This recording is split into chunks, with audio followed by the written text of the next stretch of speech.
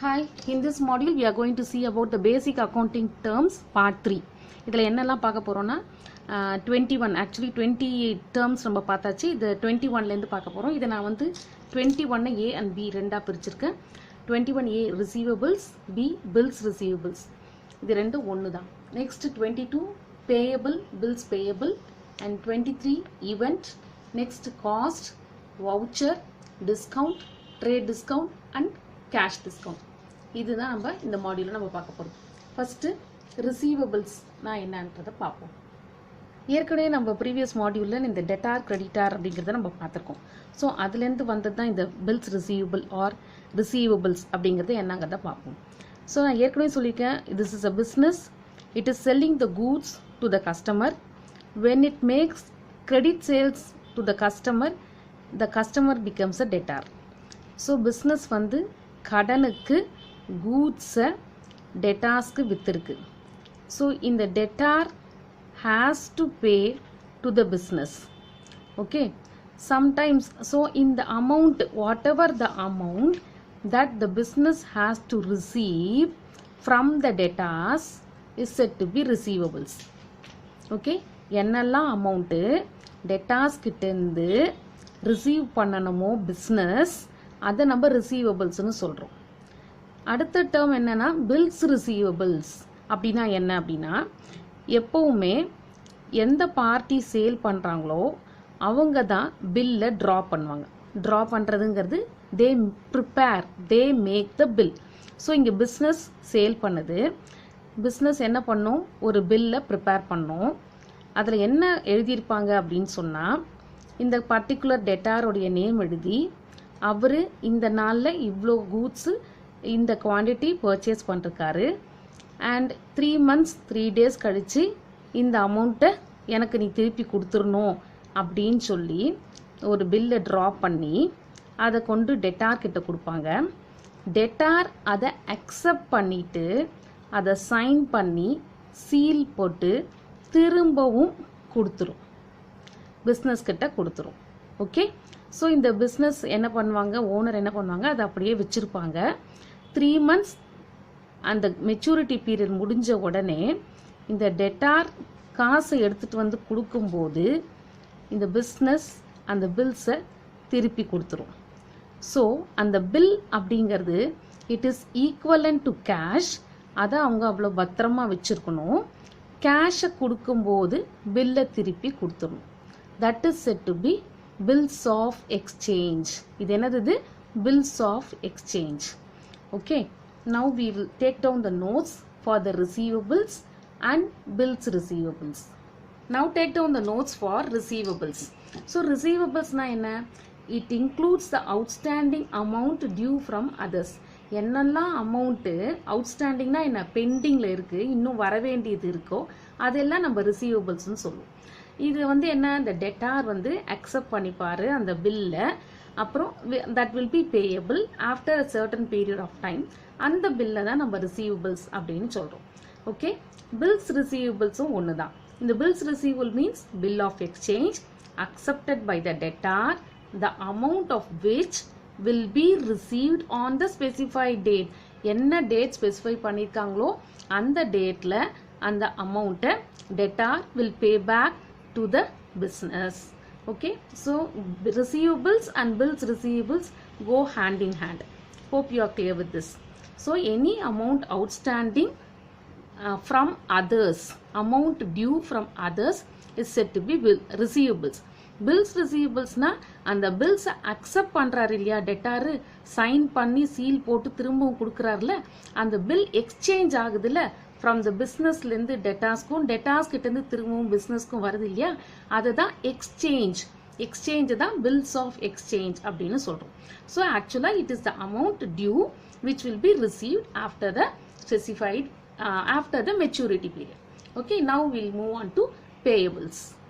Again coming back to this picture. So இது business என்ன பண்ணுது, சப்ளையர் கிட்டேருந்து பர்ச்சேஸ் பண்ணுறாங்க.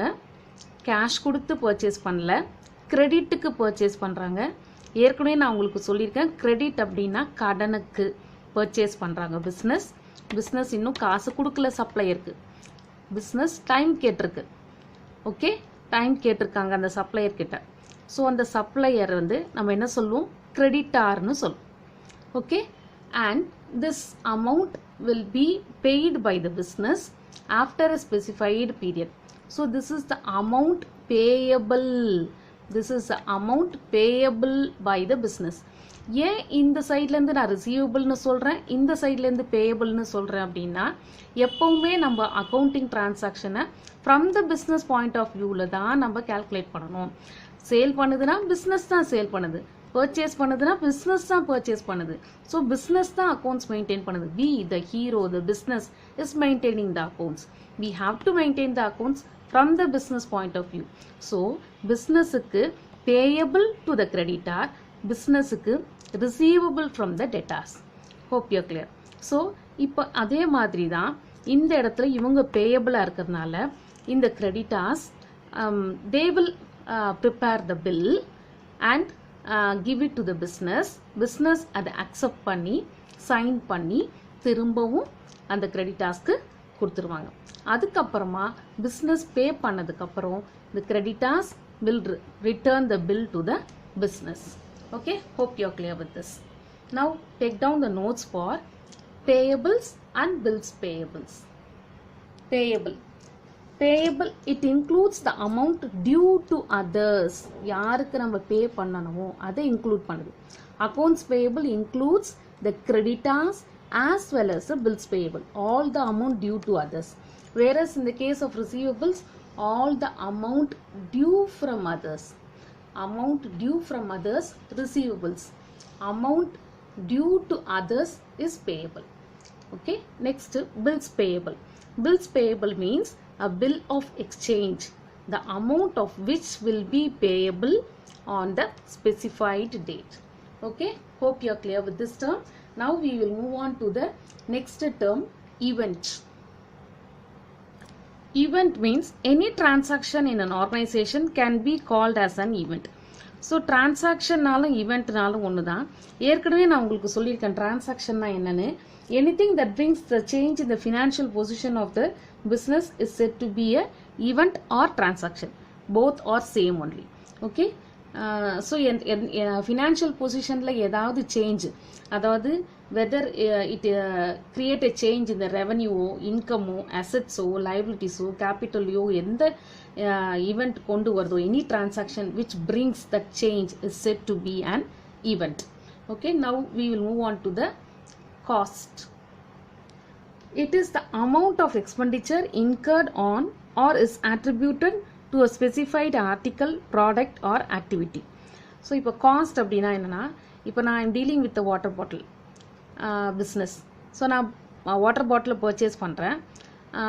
நான் அதை வந்து அந்த வாட்டர் பாட்டில் பர்ச்சேஸ் பண்ணுறதுக்காக நான் சில எக்ஸ்பெண்டிச்சர்ஸ் இன்கர் பண்ணுவேன். அதாவது அதுக்கான டிரான்ஸ்போர்ட், இல்லை கேரேஜ், இல்லை வேஜஸ் ஆர் சேலரிஸ், நான் ஏதாச்சும் ஒன்று நான் ஸ்பெண்ட் பண்ணுறேன் இல்லையா, that is set to be the cost. So அந்த வாட்டர் பாட்டிலில் இந்த எக்ஸ்பென்சஸும் சேர்த்தது தான் அந்த காஸ்ட். ஒரு காஸ்ட் ஆஃப் த ப்ராடக்ட் எப்படி நிர்ணயம் பண்ணுறாங்க அப்படின்னா, அதை ப்ரொடியூஸ் பண்ணுறதுக்கு அதை வந்து மேனுஃபேக்சரிங் ரா மெட்டீரியல்ஸ்லேருந்து அதை ஃபினிஷ்டு ப்ராடக்ட்ஸாக மாற்றுற வரைக்கும் என்னெல்லாம் எக்ஸ்பென்சஸ் இன்கர் ஆகுதோ அதை தான் நம்ம காஸ்ட் அப்படின்னு சொல்லுவோம். Okay, take down the notes for the cost. Now we will move on to voucher. Voucher, it is a documentary, that is written evidence of transaction, that is called as a voucher. So நான் வந்து ஒரு எக்ஸாம்பிளுக்கு நான் வந்து if I buy the goods for the cash அப்படின்னா எனக்கு ஒரு cash moment கிடைக்கும், ஒரு கடைக்காரங்கிட்டேருந்து நான் வாங்கிட்டு வருவேன் இல்லையா. இப்போ சப்போஸ் நான் காசு கொடுக்காம if I buy it on credit அப்படின்னா I will get an invoice. So இந்த மாதிரி தான் இது எல்லாமே இது வந்து ஒரு டாக்குமெண்ட்ரி எவிடன்ஸ். ஒரு டெபிட் நோட்டா, கிரெடிட் நோட்டா, வவுச்சரா, பே இன் ஸ்லிப்பா, செக்கா, இது எல்லாம் என்னது, இதெல்லாம் வந்து ஒரு வவுச்சர்னு நம்ம சொல்லுவோம். இது வந்து ஒரு ரிட்டன் ஒரு எவிடன்ஸ், இந்த டிரான்சாக்ஷன் நடந்திருக்கு, நம்ம வந்து பேங்க் மூலமாக டிரான்சாக்ட் பண்ணி பே பண்ணியிருக்கோம், ஆன்லைனில் பே பண்ணிருக்கோம், இல்லை நம்ம வந்து டைரெக்டாக கேஷ் பே பண்ணியிருக்கோம், இல்லை கிரெடிட்டுக்கு பர்ச்சேஸ் பண்ணிருக்கோம் அப்படின்னு ஒரு எவிடன்ஸ், ஒரு proof, that is set to be voucher. Now we will move on to the next term, discount. Discount. Some customers are allowed reduction in the price of goods by the business. It is called a discount. So ஏற்கனவே நம்ம ஒரு இது பார்த்தோம் இல்லையா, இங்கே பிஸ்னஸில் credit sales பண்ணுறாங்க கஸ்டமர்ஸ்க்கு. ஆஃப்டர் டியூ டேட், அதாவது மெச்சூரிட்டி பீரியட் முன்னாடி என்ன பண்ணுவாங்க, பீரியட் கழித்து என்ன பண்ணுவாங்க, 3 months கழித்து இந்த கஸ்டமர் வந்து இந்த பிஸ்னஸுக்கு அவங்க பே பண்ண வேண்டிய அமௌண்ட்டை பே பண்ணுவாங்க இல்லையா. இன்கேஸ் இந்த கஸ்டமர் வந்து 3 months டைம் எடுத்துக்காம வித்தின் ஒரு 15 days ஆர் வித்தின் 1 month என்ன பண்ணுறாங்க அப்படின்னா, அவங்க கட்ட வேண்டிய அமௌண்ட்டை பிஸ்னஸ்க்கு கொடுக்குறாங்க அப்படின்னு சொன்னால், அவங்கள என்கரேஜ் பண்ணுறதுக்காக பிஸ்னஸ் என்ன பண்ணோம் அப்படின்னா, suppose if this one customer, one debtor has to pay rupees 10,000 அப்படின்னா ஒரு 10% டிஸ்கவுண்ட்டுங்கிற மாதிரி நீங்கள் 9,000 பே பண்ணால் போகிறோம் அப்படின்னு சொல்லி டிஸ்கவுண்ட் அலோவ் பண்ணுவாங்க. That is set to be discount. Okay, ஒரு அமௌண்ட்டை குறைச்சி வாங்குவாங்க. That amount is set to be discount, and discount is allowed to the customers, and we also receive discount from the creditors also.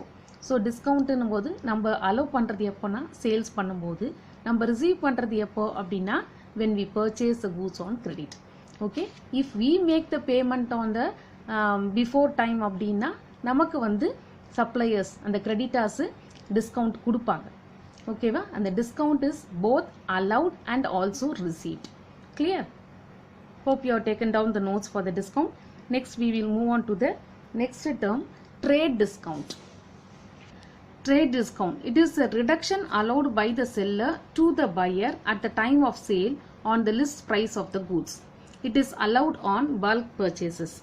See, இப்போ யூஸ்வலாக என்ன அப்படின்னா, இப்போ நம்ம ஒரு ப்ரைஸை வந்து நம்ம ஒரு ஆர்டிக்கலில் மென்ஷன் பண்ணியிருப்பாங்க, ஒரு கேட்லாக் ப்ரைஸ் அப்படின்னு சொல்லுவோம். அதுதான் இங்கே லிஸ்ட் ப்ரைஸ் அப்படின்னு சொல்லுவாங்க.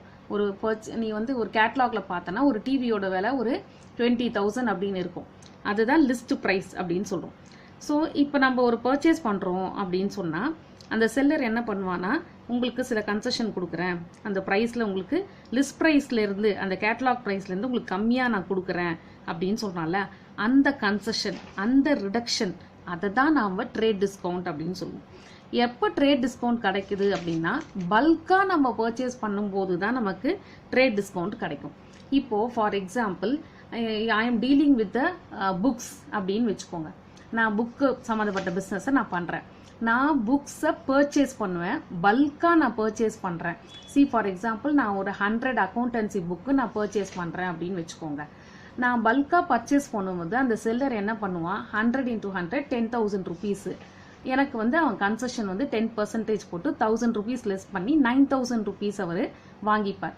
ஏன்னா நான் 100 பல்காக நான் பர்ச்சேஸ் பண்ணதால. ஸோ இது யூஸ்வலாக இந்த அமௌண்ட்டை என்ன பண்ணுவாங்க, லிஸ்ட் ப்ரைஸ்லேருந்து மைனஸ் பண்ணி மீதி பேலன்ஸ் அமௌண்ட்டை தான் அக்கௌண்ட்டே பண்ணுவாங்க. இந்த ட்ரேட் டிஸ்கவுண்ட்டை it will not be shown in the books of accounts. Cash டிஸ்கவுண்ட்டை மட்டும்தான் காமிப்பாங்க, ட்ரேட் டிஸ்கவுண்ட்டை காமிக்க மாட்டாங்க. ஏன்னு சொன்னால் இந்த டிஸ்கவுண்ட் வந்து மேனுஃபேக்சர்கிட்டேருந்து ரீட்டைலருக்கு வர்றது தான் இந்த டிஸ்கவுண்ட், அதுதான் trade discount. Whereas cash discount அதை பற்றி அடுத்ததில் பார்க்கலாம். Hope you clear with the trade discount. It will be done given when we make a bulk purchase and it is given by the buyer, by the seller to the buyer at the time of the sale on the list price of the goods. Now we will move on to the cash discount. Cash discount, it is the deduction allowed by the creditor to the debtor on the amount due by the debtor. Okay, so when we sell the goods on the credit, buyer enna pannuva, he will be expected to pay the amount on the due date or before the due date. Suppose and the buyer வந்து if he makes a payment before the due date அப்படின்னா seller என்ன பண்ணுவாங்க, he will allow some reduction from the amount due and he will settle the account. அந்த அலவன்ஸுக்கு பேர் தான் cash discount. இது எப்போ கொடுப்பாங்க அப்படின்னா at the time of payment. எதுக்காக அப்படின்னா to motivate the debtor to make the prompt payment. ஓகேவா, சீக்கிரமாக பே பண்ணுறதுக்கு என்கரேஜ் பண்ணுறதுக்காக வேண்டி இதை அலோவ் பண்ணுவாங்க. அட் த டைம் ஆஃப் பேமெண்ட்டில் தான் இது நடக்கும்.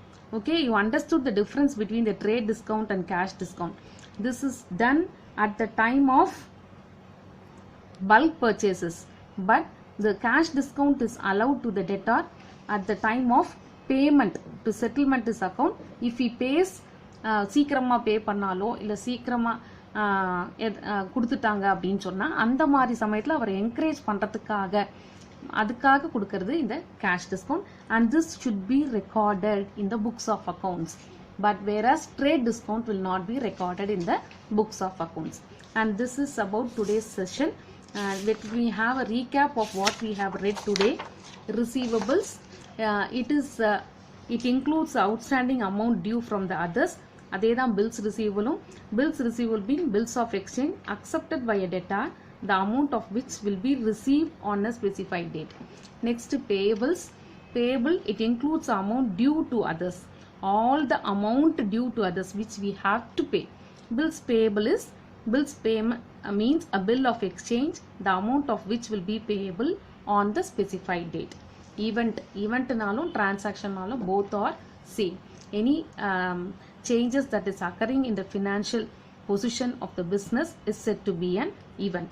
Cost, இது வந்து it is amount of expenditure incurred for any particular product or activity. Voucher it is a documentary written evidence of the transaction. It is called as voucher. Next, discount. So some customers will be allowed reduction in the price of the goods by the business. It is called a discount. In the discount the cash discount. Okay. Next, trade discount and cash discount. Hope you are clear with this. We'll meet you in the next class with another module, another section. Thank you.